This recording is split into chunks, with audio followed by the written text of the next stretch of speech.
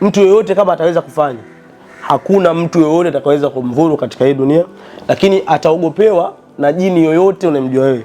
Kwa hiyo hii kinga, jini atakuogopa na binadamu wote watakuogopa. Asalamu alaykum wa rahmatullahi ta'ala wa barakatuh. Wapenzi watazamaji wa Sir Bin Laden TV, karibuni sana. Hakika leo ni siku nzuri sana na tumekuja tena kumtembelea hapa mwalimu wetu Sir Bin Laden. Kikubwa zaidi ni kwa ajili ya kupata muendelezo wa madarasa ambayo mara kwa mara huwa mnahitaji. Na leo nipo naye tena hapa. Cha kuwasihi tu ni kwamba endeleeni kuwa nasi kuanzia mwanzo hadi mwisho. Hakika tutajifunza mengi sana, lakini kabla ya kuendelea naomba kwanza nimsalimie kwa sababu anasema salamu inafungua na kuongeza mengi sana. Mimi naitwa Januari, nyuma ya kamera na SSB Graphics. Mwalimu, asalamu alaykum. Wa alaykum salaam wa rahmatullahi wa barakatuh. Karibu.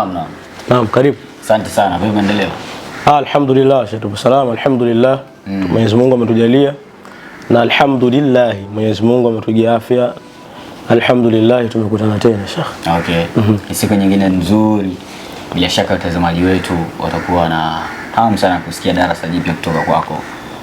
Tukiwa bado tunaendelea na madarasa mbalimbali, naomba tuambie katika siku ya leo umetuandalia nini? Karibu sana. Asante. Leo tumeandaa kitu kizuri sana. Lakini kabla kupeleka kitu kizuri kwa watazamaji wetu, nilipenda tena kukumbusha mimi situmii TikTok na wala sina TikTok. Na maana kuna kila siku mimi nakumbusha kwa sababu kila siku watu wanaletea kesi za kuibiwa. Yaani kila siku mtu anakuambia Bin Laden nilikutumia kesi fulani, anambia hujanitumia. Anambia kuna namba fulani nilikutumia kwa kutumia hii namba, nimepata TikTok. Namwambia hiyo namba sio ya kwangu na mimi situmii TikTok. Kwa hiyo lengo la kuwakumbusha kila siku mimi situmii TikTok, sihitaji tena watu waendelee kuibiwa, kwa sababu Sheikh hauwezi kujua mtu hela yake ametafutaje, amepataje mpaka unakuja na mdhulumu. Unajua, umeona ambiwa dua la mtu ambaye amedhulumiwa huwa halina ijaba, yani halina pazia. Mwenyezi Mungu analijibu moja kwa moja. Kwa hiyo nakumbusha situmii TikTok. Sawa. Somo la leo tumeleta namna ya kujikinga. Unajua watu wengi leo hii hawafanikiwi kuita kiumbe au hawafanikiwi kwenye maisha kwa sababu unaweza kumsikia mtu anakuambia mimi nilifanya kila kitu katika maisha yangu na ilikuwa mimi nisingekuwa hapa leo nilipo, ningekuwa mtu mkubwa sana. Ina maana watu tayari wameshafanya fitna. Sisi kwa nini nataka nielekeze somo hili? Kwa sababu mimi pia ni miongoni mwa wahanga. Unajua mimi kijijini kwetu ni kijiji ambayo nimekuwa kule, nimefanya kule kila kitu. Kwa hiyo sasa kuna baadhi nayafanya nyumbani, watu wanahisi ni yani wanashangaa kwa nini wanaweza kufanya. Huyu atakuwa anajiunga kwenye kitu fulani, kumbe sio hivyo. Kwa hiyo zile hali zikizidi, mfano ukiwa hauna kinga, watu wanakudhuru. Unajua mimi alhamdulillah. Sasa watu wananiangalia kwa jicho lingine baya, wengine zuri, wengine wanasema alhamdulillah Mwenyezi Mungu amzidishie. Lakini kuna wengine wananiwinda, wanataka kufanya vibaya. Kuna baadhi ya watu wameshafanya, wameshindwa kunifanya chochote. Unaweza kumuona mtu anapambana sana katika maisha yake lakini afikii malengo. Ina maana kwamba tayari watu wameshamwalibu. Na mtu akikualibu mwalimu, kama hauna kinga, wewe utaendelea kushuka chini, hauwezi kufanikiwa. Kwa hiyo tukizungumzia kinga, tunazungumzia miongoni mwa kitu ambacho muhimu katika mwili wa binadamu kuliko chochote. Kwa sababu kama hauna kinga, kuna elimu moja inaitwa elimu ya Shikeri. Ile elimu ya Shikeri katika mlango wa 10 na mlango wa 12. Mlango wa 10 unazungumzia ufalme. Ufalme sawa sawa na mfano kwenye mwili wako ikiwa hauna kinga, ina maana na ufalme pia unakuwa unafanya kazi. Mtu yote ambaye hana kinga inampelekea hata akipata pesa kwanza azitulii. Anaweza akasema mimi nikipata pesa hapa nitanunua labda peni. Sasa ile peni kapata pesa pesa hajanunua na ile imeisha. Sasa kama ufalme pia ufanye kazi, pesa zako zinaingia na kutoka, unaweza ukaidiwa visije, unakuwa ni mtu wa kuishi kwa matumaini, unakuwa ni mtu ambaye unakuwa na hofu, lakini pia unakuwa ni mtu ambaye unakata tamaa kwa sababu kinga ukiwa hauna, kila mtu anajifanya anataka kukuroga. Mtu asiyekuwa na kinga ni sawa sana mtu ambaye ni karatasi nyeupe. Sasa au kanzu nyeupe. Alafu yule mchawi atakuwa anapita akiwa na peni nyekundu au peni yoyote. Unajua mchawi ni mtu ambaye anapenda kujaribu kila leo. Lakini kitu bora katika haya maisha ambayo watu wanataka wajue, mchawi amlogi mtu ambaye hana akili. Sasa kwa hiyo kama nyota yako au nyota au kinga, kama utakuwa una kinga katika mwili wako, wewe unakuwa hamna unachokifanya. Sasa miongoni mwa kinga ambayo nataka nielezee leo ni kinga kubwa sana. Sisi kuna siku moja tuliitwa Bukoba, tulienda. Ilikuwa Tabora. Tulienda. Kuna mzee mmoja alikuwa anasema hapa kwangu mimi kila siku yeye alikuwa anafuga mifugo. Anasema kila siku uwezi lazima waibe lakini kila siku wanga lazima waje. Nikamwambia nitakutengenezea kitu ambacho mtu yeyote akiwa ni mchawi utamjua. Yule mzee akanambia kama utaweza nitashukuru kwa sababu wameshakuja watu wengi hapa. wanatoa wanaongea, lakini namna lolote. Nikamwambia sawa, hamna shida. Tukatengeneza kitu. Baada ya kutengeneza kile kitu, tukachukua pembe zile za mbuzi. Kuna kitu tukakiingiza. Baada ya kuingiza kile kitu, kuna haya zetu tukachanganya tukaweka. Tukapiga katika kila pembe. Baada hapo katika ile sehemu nzima ambayo anafugia.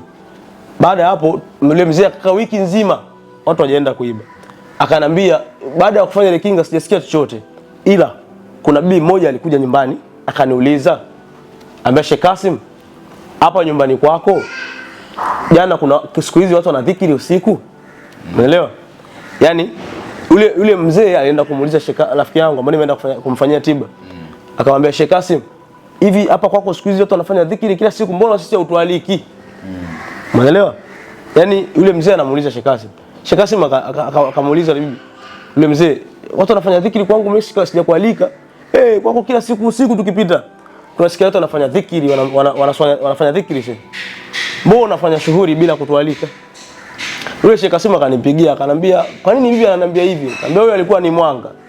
Hapo kwako kuanzia hiyo siku tuliweka hiyo kinga, mwanga yoyote atakayekuja sawa sawa ataona watu wanafanya dhikiri. Okay. Akanambia hiyo ni kweli. Akanambia huyo sasa ndo mbaya wako ambaye anakufanyia fitina katika nyumba yako. Huyo ndo mwanga hiyo hapo sehemu yako. Yule Sheikh akasema sijai kuona hiyo. Kwa hiyo kinga inamfanya mtu asiweze kukudhuru, lakini kinga inamfanya mtu asiweze kukuchukulia vile ambavyo yeye anakuchukulia. Kuna watu wanapenda kuonea watu. Mfano ubora pia wa kinga, mfano mtu akiwa na kinga, unajua hata alikuwa anaitwa kiumbe, kama hauna kinga hauwezi kufanya chochote. Au mfano rahisi, kuna mzee mmoja alitoka Zanzibar, alikuwa ananiuliza, ananiambia mimi ninajua madudu ya kuvuta hela. Kuna siku moja tulivuta pesa zikaja kwa kutumia mambo ya kitiba. Baada ya kuvuta pesa kuja, tukawa tukitaka kuifuata ile pesa, tunataka kuichukua hapo, kunakuwa na kizuizi. Umeelewa vizuri? Nataka nikupe siri nyingine. Kila mtu katika ulimwengu aliwahi kufanya kitu cha tiba. Cha jini kuita kishawahi kuja. Cha kuela kishawahi kuja, umeelewa? Ila pale usipokuwa na kinga kipindi unaita vile viumbe, jini anaweza kaiba begi akakuletea pesa. Kiumbe cha chuma yote kinakuja kinazuia kinaondoka. Yaani pale chuma yote inakufanyia wewe, unaelewa vizuri? Lakini pia kama hauna kinga, kila kitu unachokifanya hakiwi. Kwa hiyo miongoni mwa kinga ambayo nataka nielekeze leo ni kinga ambayo mtu yeyote kama ataweza kufanya. Hakuna mtu yeyote atakayeweza kumdhuru katika hii dunia, lakini ataogopewa na jini yoyote unamjua wewe. Kwa hiyo hii kinga jini atakuogopa na binadamu wote watakuogopa. Okay. Nataka nieleze vizuri ili unielewe vizuri. Na kama kuna sehemu utakuwa unielewe niulize. Sawa. Karibu. Kuna rafiki yangu mmoja walikuja wawili. Anasema alipewa vitabu kutoka Nigeria. Vitabu mimi ninavyo ni viwili. Nikitoka hapa nitakuonesha viwili. Vile vitabu ni vitabu vikubwa lakini vimefichwa sana vitu. Sawa? Vitabu vikubwa lakini vimefichwa vitu. Vile vitabu amesema yeye sio Mtanzania. Yule jamaa na hawezi kuongea Kiswahili. Lakini pamoja na kuja nao vile vitabu mule ndani mimi kuna baadhi ya siri nazo tangia namaliza shule 2016. 2015 navijua. Sawa sawa, kwa sababu kuna vingine nishakuwa viotaga, kuna vingine nilivyokuwa Tanga kule nasoma nikishakuwa kuviona katika vitabu vya siri. Kuna muhuri unaitwa muhuri wa miujiza wa Nabii Suleiman. Unaelewa vizuri? Muhuri wa siri wa Nabii Suleiman. Huo ndo watu wanaotumia kuweka kwenye pete za ajabu. Huo muhuri ndo wanaotumia watu kutengeneza fimbo. Huo muhuri wa ajabu ndio wanatumia kwenye kinga. Na ni kweli ni muhuri wa ajabu kwa sababu inavyosemekana katika vitabu vya tiba, kipindi kile cha Nabii Suleiman, hiyo muhuri ilikuwa katika pete zake. Ule muhuri unamtawala jini yoyote. Mfano mtu yote mwenye huo muhuri anaweza kaita kiumbe chote kikaja. Lakini pia anaweza kafanya chote katika ulimwengu ikawa kun fayakun. Huo ni muhuri wenye siri sana. Sasa hii kinga ukitaka uifanye itoe majibu vizuri sana. Sasa unatengeneza, unachukua dhafarani na miski na marashi rose, unachola muhuri ule muhuri wa siri wa Nabii Suleiman. Baada ya kuchola ule muhuri wa siri wa Nabii Suleiman, unachukua makucha yako, nywele na nini unaongeza katika ule muhuri. Kwa sababu mwanga ili ya kuroge au jini ili ya kudhuru, kuna vitu lazima avijue. Sawa? Mwanga lazima ajue jina lako. Ndio maana unaambiwa mtu yeyote akijua jina lako na la mama yako anakuharibu dakika moja tu. Sawa? Kwa hiyo unaingiza jina lako na la mama na kucha na mate, kila kitu unaingiza katika ule muhuri wa Nabii Suleiman. Muhuri wa siri, muhuri wa miujiza wa Nabii Suleiman. Unaingiza katika ile karatasi. Ambapo umechola ile muhuri unaingiza vitu vyako vyote vya mwilini. Unakanyaga tena mguu chini ya michanga, nyao unaingiza tena pale. Sawa, ina maana mtu akikutafuta hawezi tena fanya chochote. Sawa. Baada ya kutengeneza vizuri, unachukua ile muhuri unaizungushia aya surati Yasin aya 9. Waja'alna min bayni aydihim sadda wa min khalfihim sadda fa aghsaynahum fa hum la yubsirun. Sawa sawa. Hao watafungwa na hawawezi kuona chochote. Kwa hiyo baada ya kuzungushia ile muhuri na kuingiza vitu vyako vyote, unachukua na mti ambao umepiga radi, unga wake unaingiza. Baada ya kuingiza unafunga kama ilizi. Unaelewa vizuri? Unaelewa vizuri? Baada hapo unachukua kuku jogoo ile ambaye anawika, unammezesha ile ilizi. Baada ya kummezesha ile ilizi, utamsomea dua. Baada ya kumsomea dua sasa pale kuna namna katika kipindi cha pili mimi nitaeleza unatakiwa umfikie wapi au fanyeje, nitaeleza kwa sababu video itakuwa ndefu sana. Kwa hiyo hii kinga mtu akiwa nayo hakuna yoyote ambaye anaweza kukudhuru. Okay. Kuna kinga zipo zaidi ya 12 lakini hii ni kinga ya 3 miongoni mwa kinga. Kinga ya kwanza miongoni mwa kinga za hatari ni mtu ametengeneza kaburi. Baada ya kutengeneza kaburi umezikwa usiku. Wengine wanalia kama kuna msiba. Yaani Januari umechukuliwa ile kaburi umeingizwa. Baada ya kuingizwa kwenye kaburi umevishwa sanda mpaka hapa. Baada ya hapo unaingizwa kwenye ile kaburi, kichwa kinatokeza tu hivi. Baada ya hapo watu wanasoma kama hivi ninavyosomewa. Na watu wanaambiwa, wengine wanaandaliwa walie. Lakini kulia sio kulia kwa kutoa machozi, walie. Kipindi hiko unasomewa dua hapa. Mtu yeyote akitaka kufanya chochote kibaya kile, ataambiwa unataka kumroga nani? Sawa? Ataambiwa unataka kumroga Januari, ameshakufa mbona zamani. Mganga wake alienda wewe akuharibie, ataambiwa huyu amekufa. Hiyo ni kinga ya kwanza. Kinga ya pili ambayo inatisha sana. Ipo kuna kinga kwa kutumia Qur'ani. Sawa? Unachanganya Qur'ani na kuna namna unatengeneza na miti. Hiyo sio kwa ajili ya chari, inakuwa ni hatari sana. Hii kinga ya kuku ndio kinga hatari kwa sababu yeyote atakayetaka kufanya chochote kile inaenda kumpata yule kuku. Okay. Unaelewa vizuri? Na yule kuku itampata mpaka basi kwa sababu kuku kuna namna utamfanya yule atakufa. Atakufia kule kule. Kwa hiyo yule ataitaka kuroga ataambiwa umekufa. Lakini pia uchawi wote utakampata utaenda kule ulipofikia kile kitu. Okay. Kwa hiyo hii ni miongoni mwa kinga bora na kinga yenye siri sana. Yaani mimi kuna watu wengi shafanyia kinga hii. Kuna mzee ambaye yupo ni kiongozi. Kuna siku moja alikuja, ananiambia mimi katika kazi yangu watu wengi wananiroga, kila siku naumwa. Nikamwambia Sheikh tutafanya kinga. Akaniambia mimi kinga nimeshachanjwa sana chale. Nikamwambia kuchanjwa chale sio kinga. Kuchanja chale mtu anatoa. Unajua chale wewe Januari mtu akikuchanja chale hapa mkononi. Mimi natoa.